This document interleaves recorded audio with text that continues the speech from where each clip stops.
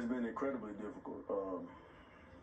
You can feel the tension, and it's heavy, and it hurts. As the government shutdown rolls into its 25th day, Congress remains unable to make a deal. She tipped $2. Chris says he's tapped his retirement funds and taken out a high-interest short-term loan to make sure he has the cash to weather a long shutdown.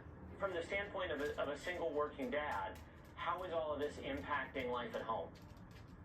That's a great question. It's hard enough just going to work. Now when you add in not getting paid, that's when you just like multiply the level of pressure. Air traffic is a safety-sensitive position. The margin of error is zero. So if you think about it as pressure on top of pressure when you don't know exactly when you'll get paid based on politics. The Department of Transportation says it's continued to see an increased number of sick calls from controllers, leading to spotty staffing shortages. These days, y'all are going to understand that the cruelty is the point. The cruelty is the point.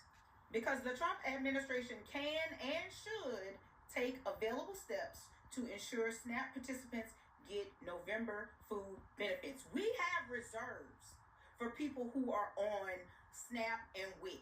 They have money set aside for that will not be affected during a government shutdown. But because the president appoints the Secretary of Agriculture and all these kinds of things, that secretary can choose not to use that appropriation for SNAP and WIC, okay? See right here, Agriculture Secretary Brooke Rollins has indicated, and the media has reported, that the U.S. Department of Agriculture will run out of funding for SNAP food assistance for November as a result of a government shutdown, because she's not doing her fucking job. Because Republicans are evil and cruel idiots who think that people are in poverty on purpose and you're poor because you're lazy, instead of the fact that their fucking legislation is what keeps people oppressed and takes away people's ability to earn a decent living in this country. About 1 in 8 people will not have the food assistance they need, including 16 million children, 8 million older adults, and 4 million people with disabilities. Okay? But nearly 2/3 of the funds needed for the full month of benefits are available in SNAP's contingency fund.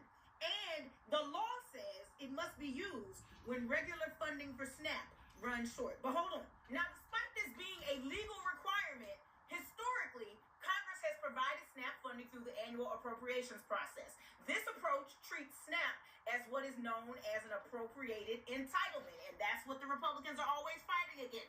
Appropriated entitlements. But it's also a law for them to provide it. Here it is right here. Under some legal interpretation, SNAP may have a permanent appropriation under the Food and Nutrition Act that would fund the program during lapses in appropriations. Like what? A Republican shutdown. Right here, these multi-year contingency funds are $3 billion a year that the 2024 and 2025 appropriation laws each made available for SNAP, and which are still available in fiscal year 2026. The law provides that these amounts shall be placed in reserve for use only in such amounts and at such times that may become necessary to carry out program operations. And don't you think giving people who need their SNAP and WIC is a necessary function? And the federal share is less than $500 million monthly. Right there, it's at the bottom, and now it's at the top. It's less than $500 million monthly. So even after those costs are paid for October and November, more than $5 billion remains for SNAP benefits. This is a substantial share of the approximately $8 billion needed for a full month of benefits. Now, the USDA sent a memorandum saying that if the current lapse in appropriations continues, there will be insufficient funds to pay full November SNAP benefits. It does not mean they